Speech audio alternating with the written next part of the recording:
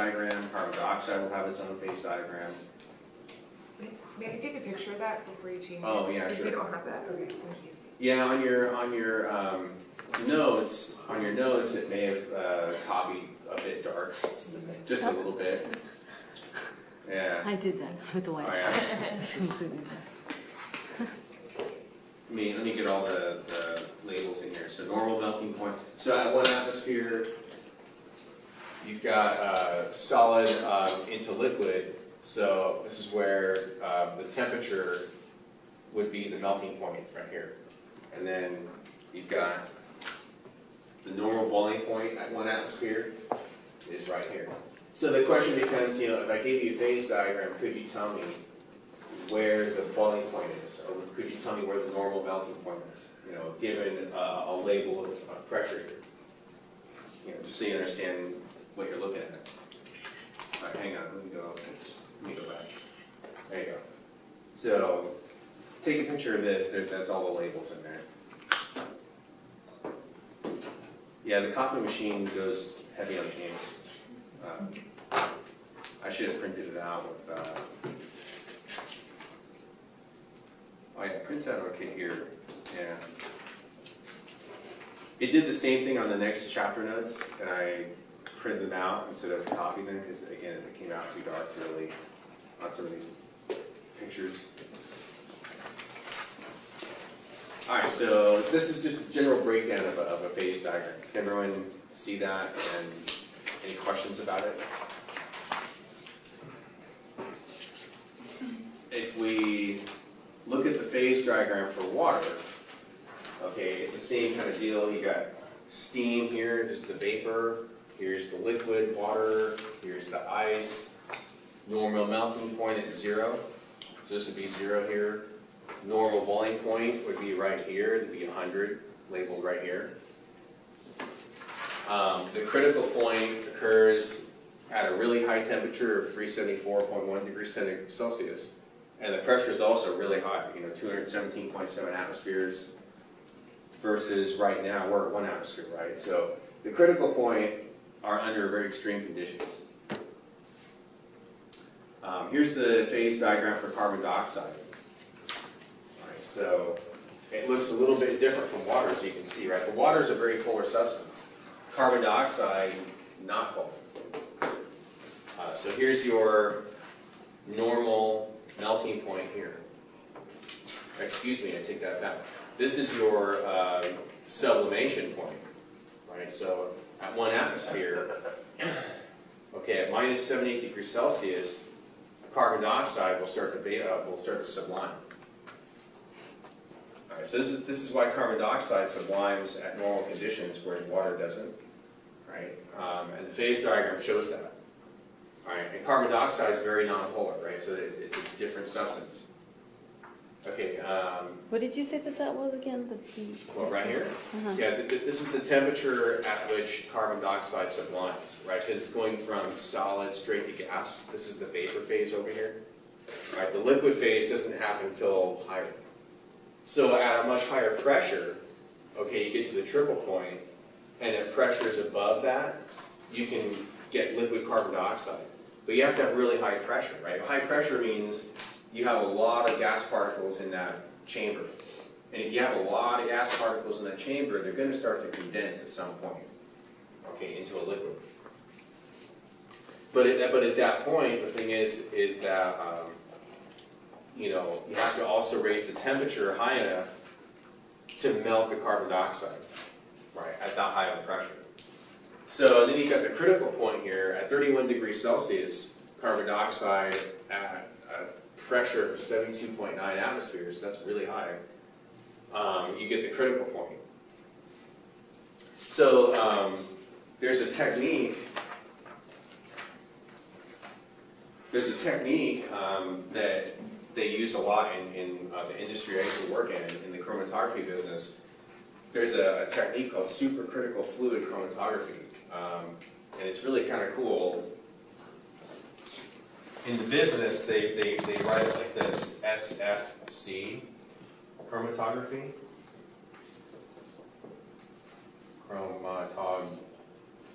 Chromatography.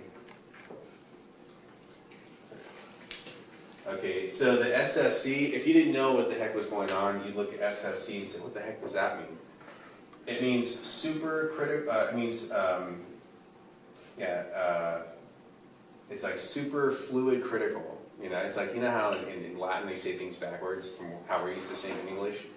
So it's like super fluid critical, you know, chromatography. So it's SFC, so that's what they use. So what they do is they, in chromatography, you're separating mixtures of compounds.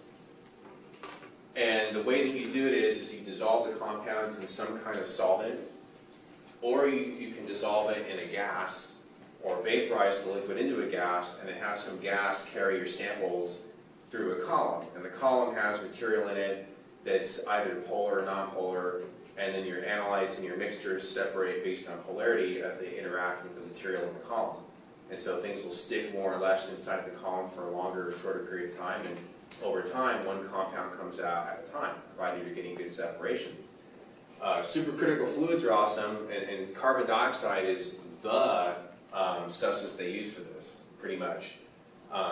Carbon dioxide is great because at high pressures and at relatively closer to room temperature, you get a critical solution, critical point of carbon dioxide. This means that the carbon dioxide is both liquid and gas together, converged. And it turns out that you can get certain compounds to dissolve in that, okay, where you otherwise might have solubility issues in regular old solvents. And so you can carry analytes using critical CO2 through a column, okay, and get good separation with that, you know, where you otherwise could not. The other cool thing with supercritical carbon dioxide is that it's a renewable mobile phase, as we call it. The mobile phase is just the solvent used to carry your compounds through this column. You can, if you're collecting fractions, you can just let the carbon dioxide vaporize off, and you're left with your sample by itself. You know, more pure than it would be if it was a regular solvent that was mixed in there still. The other cool thing is it's greener. Dare I say a marketed term, green chemistry.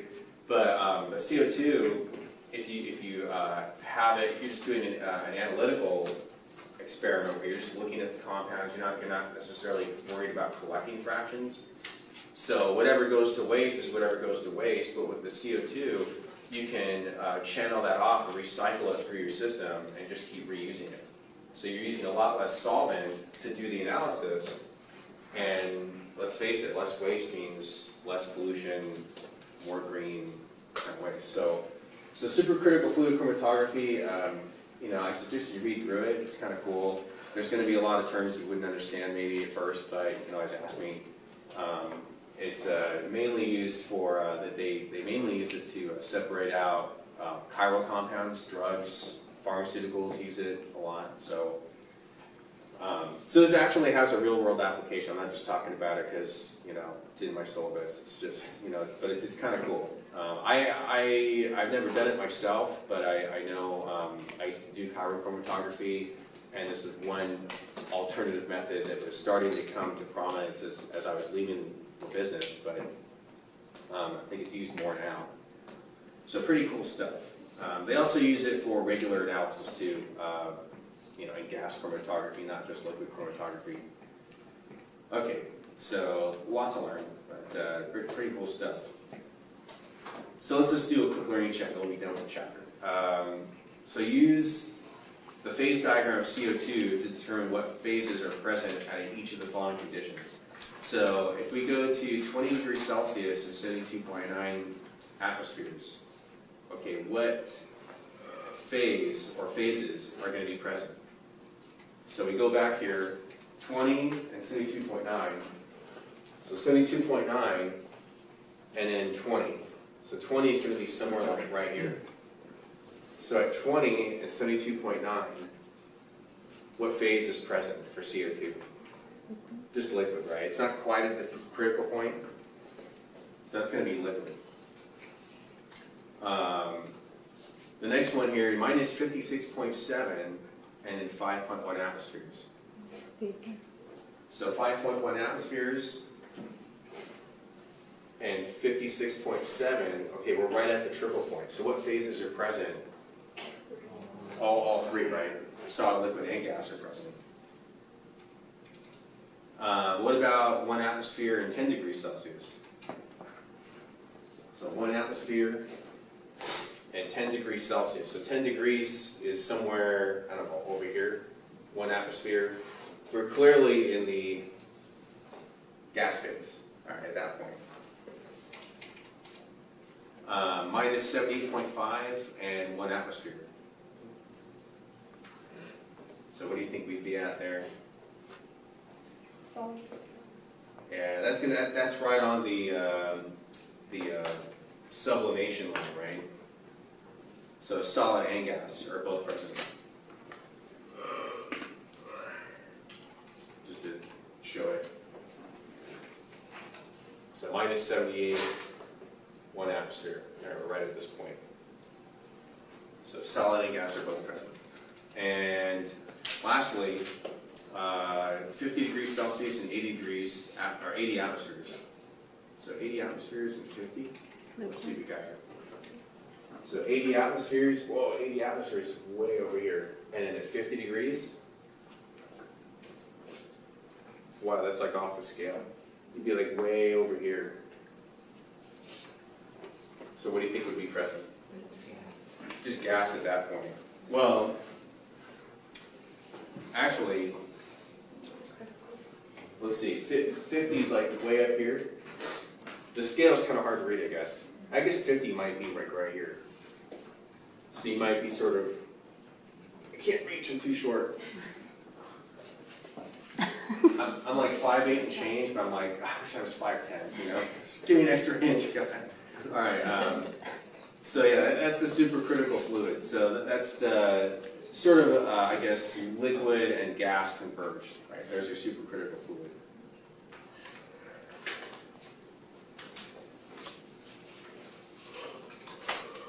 So any questions about solubility, IMS, phase diagrams, process Copron? Yeah. So what did you pass, the critical point that every supercritical fluids?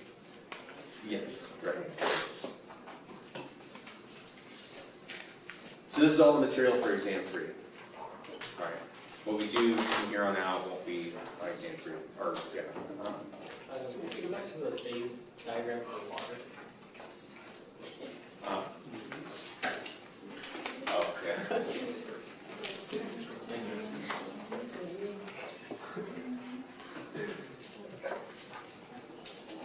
All right, so are we ready to do something a little bit different?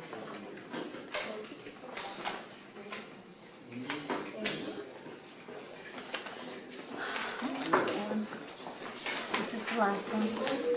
Second to last one.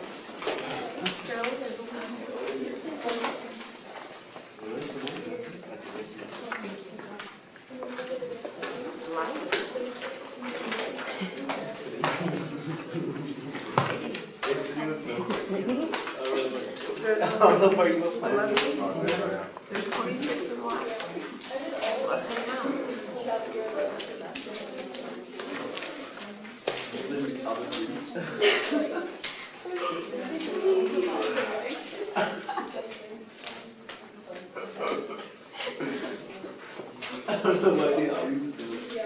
All right, so chapter 12 is an interesting chapter. So we're in chapter 12, it's the second to the last chapter we're covering. And chapter 12 is all about the solid states. It's all about solids. It's kind of cool. I kind of like it. Just really interesting stuff. If you like looking at crystals, if you ever wondered, oh, I wonder how these crystals are put together. You know, like at the Museum of Natural History, they used to have I think they still do. Go down to Exposition Park in downtown, and they've got a whole beautiful crystal exhibit. It used to be in the basement, though. I think that they moved it, though. Yeah. Are 12 and 13 going to be on the final? Are 12 and 13 going to be on the final? So here's the thing. 12 and 13 are not going to be on the final. Okay, but I will, hold you to knowing this, just, that's not my doing, it's just the standardized test. I don't know.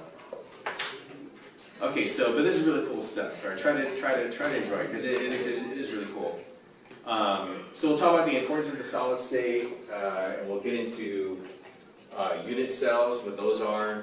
We'll talk about 4 different types of crystalline structures. And then briefly we'll go into classification of solids and properties of solids. Probably won't get quite there today, but okay. So solids, who cares? Okay, I always like to ask this question: who cares? So there's a science called material science, and it's the art of developing solids into useful substances. For example, right now we use ceramics to drink out of. Right, ceramics are an amorphous kind of solid, but nonetheless useful. People have been working with solids and crystal structures for thousands of years. Okay, it turns out. Long ago, people realized that if you heat up solids, you can mold them into things, right, useful things. Glass, okay, it's another amorphous kind of substance, but obviously we use glass all the time. There you go, glass mug, Walter White, Breaking Bad, glass. Okay, so there's that. There's plastics, another kind of solid. PVC, plumbing, bottles, Kevlar. Anyone know what Kevlar is used for? Anyone heard of Kevlar? What's Kevlar used for? Bulletproof vests. All right, so Kevlar is saved many lives. Okay, cements, another sort of amorphous substance. Obviously, we use cement all the time. Here's an interesting one: graphene. This was developed not too long ago. And it's a layer of carbon, 1 atom layer thick, and they're looking into applications of using it as a superconductive material with high structural integrity. Right, so it's basically an ultra thin layer of graphite, but just 1 atom thick.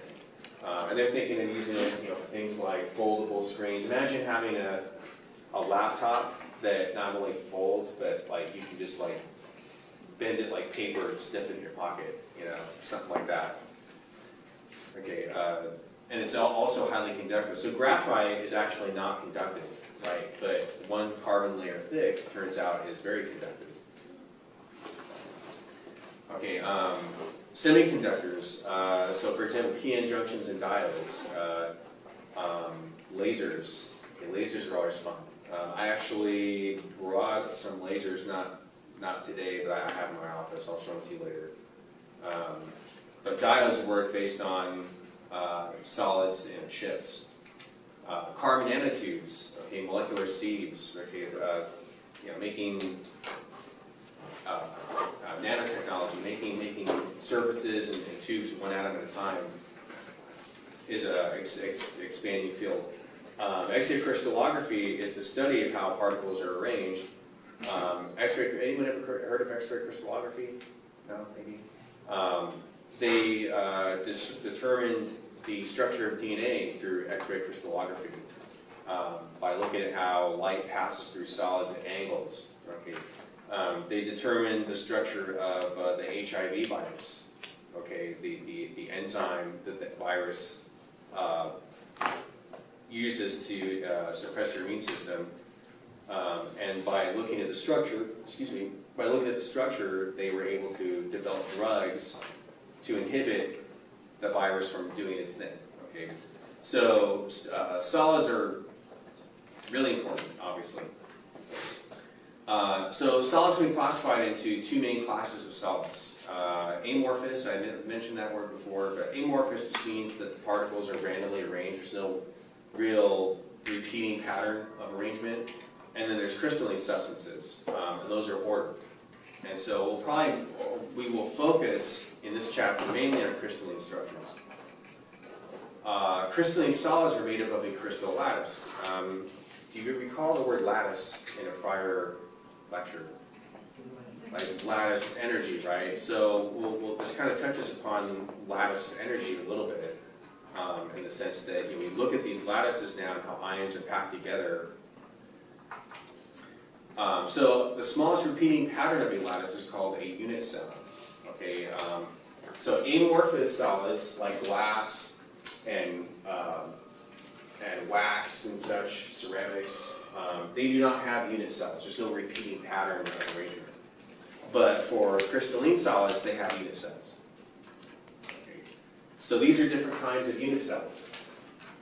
We've got cubic unit cells, tetragonal, orthorhombic, monoclinic, triclinic, rhombohedral, and hexagonal. So we'll be focusing on these two. And I would say mainly cubic, just because cubic is the easiest to understand.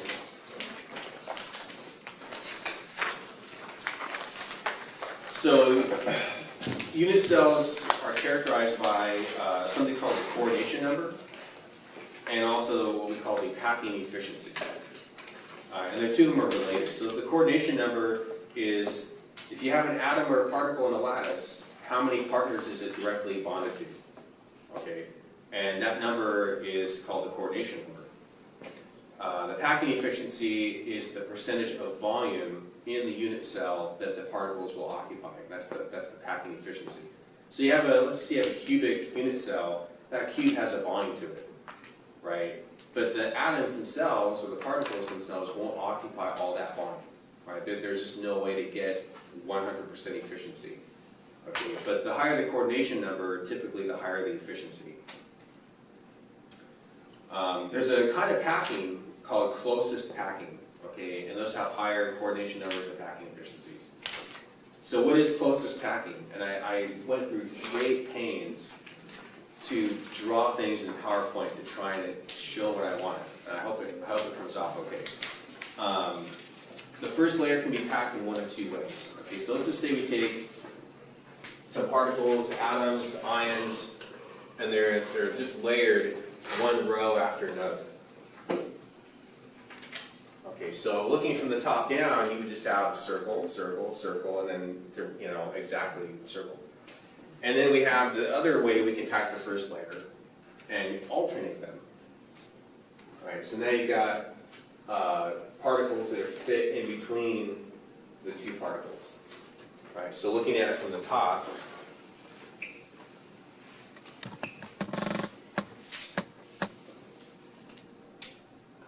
it's that versus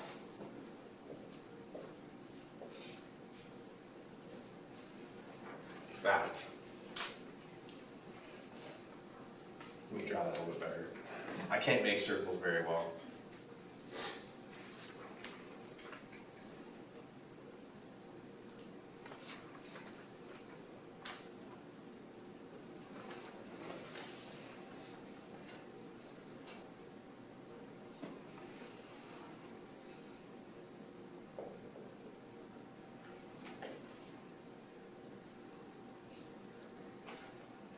Alright, so which one looks more efficient?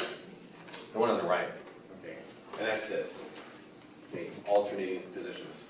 So this is the first layer of the closest packing. Whereas there's the less efficient layer. Alright, so cubic unit cells discussed in this class will be the cubics. Rubik's cubes, I guess you could say. So those will be subdivided into simple cubic, which uses the less efficient packing. Same thing with the body-centered. And then the face-centered uses the more efficient packing, the closest packing. And then there's the hexagonal, which also uses the closest packing.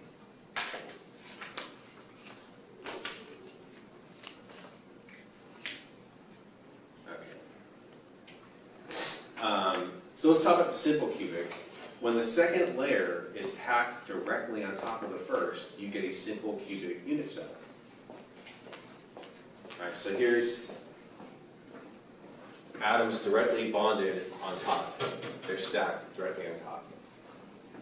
So if I took a second layer, let's just say I have the bottom layer here. If you looked at it directly from the top, you would just see atoms directly on top of it, for example.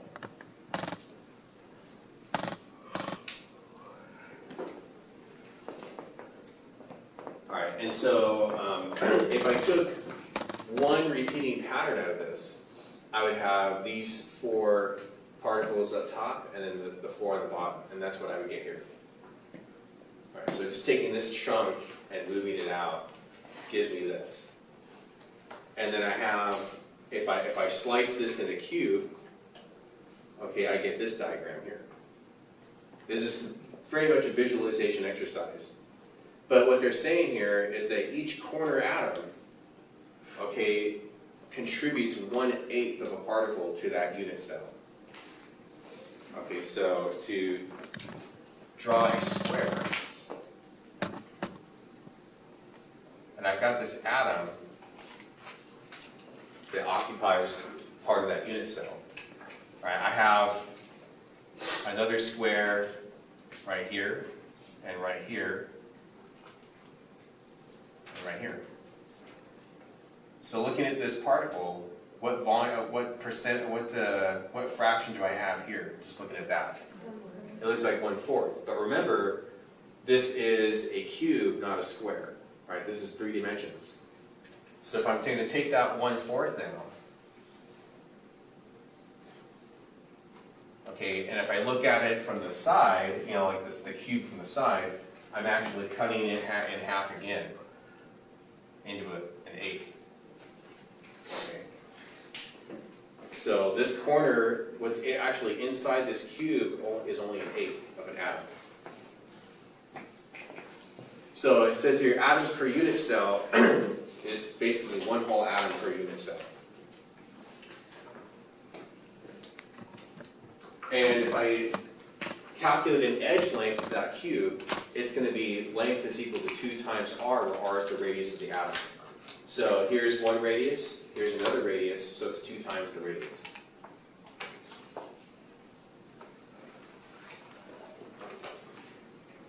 This one I stole from the publisher, I'll be honest. But this one I drew myself. All right. It's really difficult. Okay. Any questions about the simple cubic unit cell? So I use SC as the acronym for simple cubic.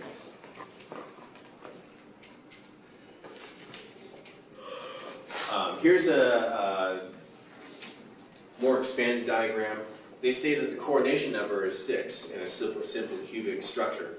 So here you've got this center atom, and it's bonded to this guy, and this guy, and that guy, and this guy, and then this one coming out of the plane of the screen here, and also bonded to the particle back behind the screen.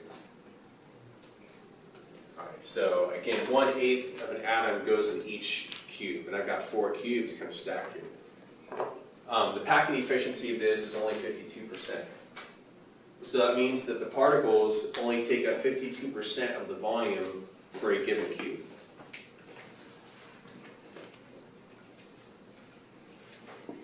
Let's do a sample problem. All right,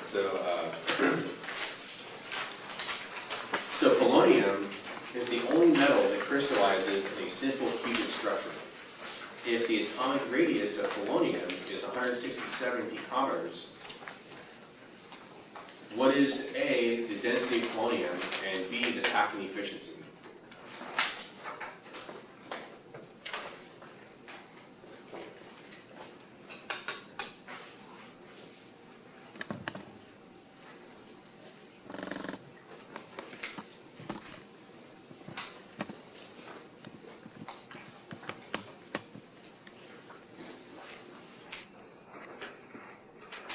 If you like math, you like these problems. If you hate math, then just hang with me. Okay. All right. So the math's not that bad. All right. So it says for a simple cubic. All right. So we have.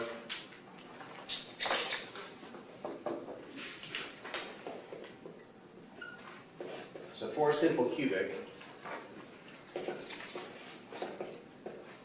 L is equal to 2R. Okay, and this is going to be equal to